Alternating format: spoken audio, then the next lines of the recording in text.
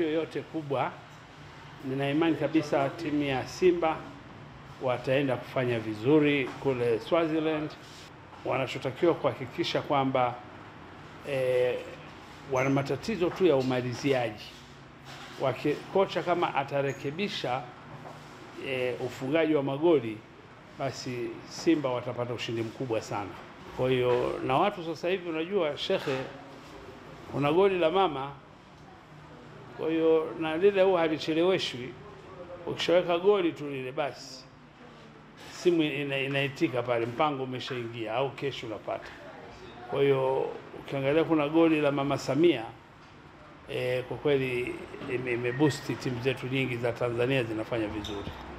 Unajua sifa nyingine, unaposoma magazeti ya nje au kwenye mitandao, Simba inaogopewa sana hapa.